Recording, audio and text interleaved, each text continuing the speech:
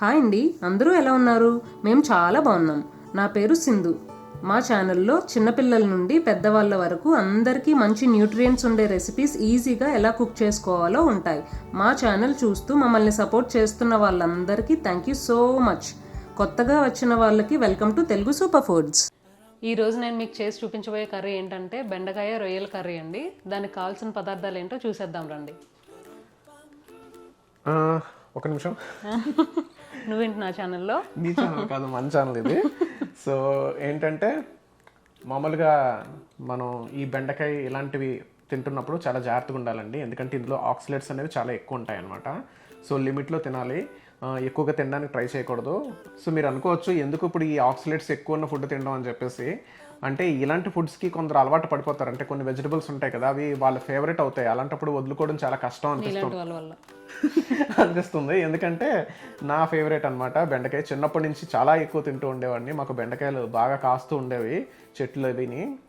అంటే లేతవి బెండకాయలు వచ్చేవి అనమాట. మా అమ్మగారు బాగా మంచి ఫ్రై అది చేసేవారు.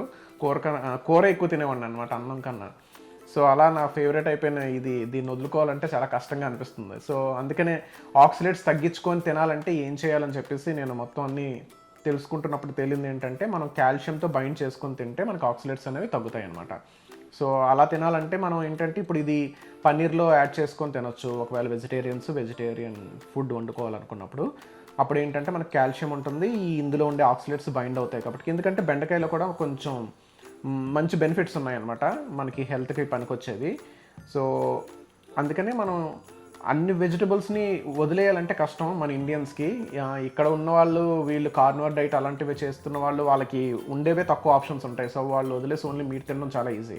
కానీ మనలాంటి వాళ్ళకి చాలా కష్టం కాబట్టి వీటిని కాల్షియంతో బైండ్ చేసి వండుకోండి.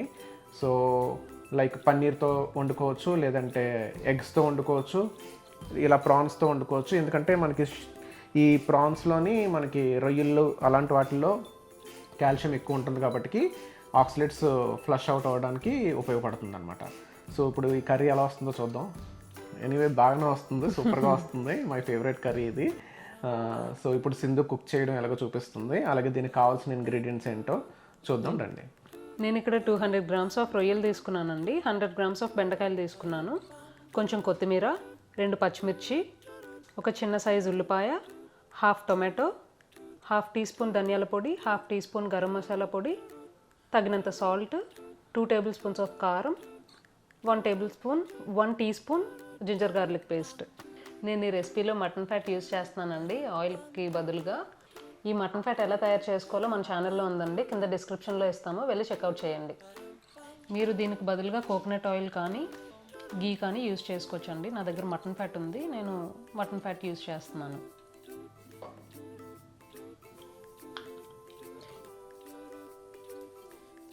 ఇప్పుడు ఆనియన్స్ యాడ్ చేసుకొని, ఆనియన్స్ పచ్చిమిర్చి యాడ్ చేసుకొని ఇవి గోల్డెన్ బ్రౌన్ వచ్చేంత వరకు వేయించుకోండి. ఆనియన్ పచ్చిమిర్చి గోల్డెన్ బ్రౌన్ వచ్చేంత వరకు వేయించుకోండి. ఆనియన్ ఇలా ట్రాన్స్పరెంట్గా అయ్యాక కొత్తిమీర యాడ్ చేసుకొని బాగా వేయించుకోండి. ఆనియన్స్ బాగా వేగాక టొమాటో యాడ్ చేసుకోండి.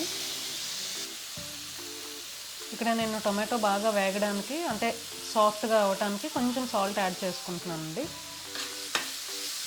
దీన్ని బాగా మిక్స్ చేసుకొని సాఫ్ట్గా అయ్యేంత వరకు వేయించుకోండి. ఇట్లా మీకు టొమాటో సాఫ్ట్గా అయ్యాక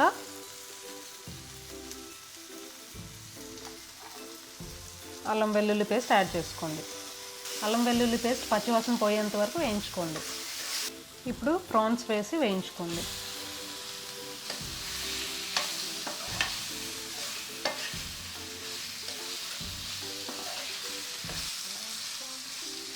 ఈ ప్రాన్స్ మీకు కలర్ చేంజ్ అయితే సరిపోతుందండి.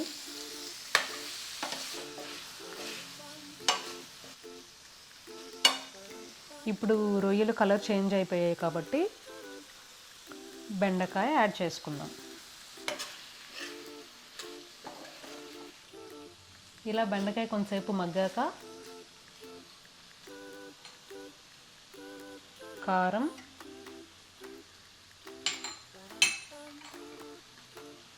సాల్ట్,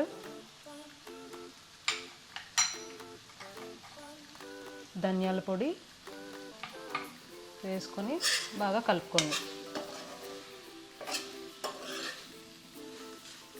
బాగా కలుపుకున్నాం కదండి. ఇప్పుడు కొంచెం లైట్గా వాటర్ యాడ్ చేసుకుందాం. ఇప్పుడు కొంచెం తక్కువ వాటర్ యాడ్ చేసుకుంటే సరిపోతుందండి, ఎందుకంటే రొయ్యలు తొందరగానే ఉడికిపోతాయి, బెండకాయలు కూడా. లేత బెండకాయలు అయితే మనకి చాలా తొందరగానే ఉడికిపోతుంది. ఇప్పుడు మూత పెట్టుకొని ఒక 5 to 10 minutes ఉడికించుకుందాం.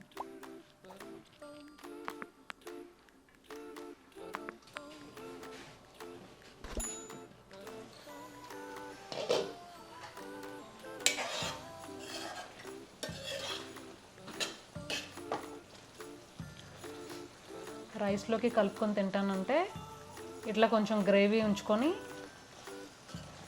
స్టవ్ ఆఫ్ చేసుకుంటే సరిపోతుందండి. లేదు అని అంటే కొంచెం దగ్గరకు చేసుకుంటే, ఉత్తిగా తింటానంటే ఇంకొంచెం దగ్గరకు చేసుకొని సర్వ్ చేసుకోవచ్చు. నేనైతే ఇలా ఉంచేస్తానండి. ఇంకా వేడి తగ్గేసరికి ఇంకొంచెం దగ్గరకు అవుతుంది కదా. మా పిల్లలు దీన్ని రైస్లోకి తింటారు, చాలా ఇష్టం వాళ్ళకి. సో నేను ఇలాగే దించేసుకుంటా. కర్రీ రెడీ అయిపోయిందండి. యమ్మీ యమ్మీ కర్రీ, సూపర్ టేస్టీగా ఉంటుంది. ఇప్పుడు ఇది ఎలా ఉందో టేస్ట్ చేద్దాం. హలో మేడం, ఇలాంటి కర్రీలు మనవే. ఓకే అండి, సూపర్గా వచ్చింది కర్రీ. చేస్తున్నారు. ఓకే, చూద్దాం ఎలా వచ్చిందో. మై ఫేవరెట్ కర్రీ అనమాట. ఇందులోని బెండకాయలు బాగా మంచి గ్రేవీలో ఉడుకుతాయి కదా. ఈ నాన్ వెజ్ ప్రాన్స్ యొక్క ఫ్లేవర్ ఉంటుంది కదా, దాంతో ఇది చాలా బాగుంటాయి అన్నమాట. ముందు బెండకాయ తిందాం. నోట్లో పెడితే అలా కరిగిపోతున్నాయి అన్నమాట. చాలా బాగుంటాయి. ఇలా ట్రై చేసి చూడండి, ఈ కర్రీ సూపర్గా ఉంటుంది, మీకు నచ్చుతుంది. ట్రై చేయొచ్చా? ట్రై చేయొచ్చు, జస్ట్ ట్రై మాత్రమే, మిగతా కర్రీ మాత్రం నాదే. సో ఇలా వెరైటీగా ట్రై చేయండి. Super super super food. మా చిన్నోళ్ళు వేసినట్టున్నాడు. సో ఇప్పుడు ఏంటంటే మీరు ఇలా రకరకాలుగా కుక్ చేసుకోవచ్చు అండి. ఒకవేళ ఆక్సిలేట్స్ ఎక్కువ ఉంటే మీరు కాల్షియంతో బైండ్ చేసి కుక్ చేసుకోవడానికి ట్రై చేయండి. చాలా బాగుంటుంది కర్రీ. మీకు ఆక్సిలేట్స్ వల్ల కొంచెం ఎలాంటి డ్యామేజ్ జరగకుండా ఉంటుంది అనమాట. ప్లస్ ఈ ఓక్రా అంటే ఈ బెండకాయ అనేది ఏంటంటే మీకు బైల్ జ్యూసెస్ కొంచెం ఎక్కువ రిలీజ్ అవ్వడానికి యూజ్ అవుతుంది అనమాట. సో బైల్ ఎక్కువ రిలీజ్ అయితే ఏమవుతుందంటే మనకి గట్లో ఉండే స్మాల్ ఇంటెస్టైన్లో ఉండే బ్యాక్టీరియా ఓవర్ గ్రోత్ అవ్వకుండా దాన్ని కంట్రోల్ చేస్తుంది. అలాగే ఈ బైల్ అనేది ఏంటంటే మనకి omega-3 ఫ్యాట్స్ని బాడీ బాగా అబ్జర్వ్ చేసుకునేలాగా చేస్తుంది అనమాట. సో ఇలా అన్నీ మిక్స్ చేసుకొని తినడానికి ట్రై చేయండి, ఒకటే కాకుండా. కానీ ఏది తిన్నా సరే లిమిట్లో తినాలి, కరెక్ట్గా చూసుకొని తినేలాగా చూసుకోండి.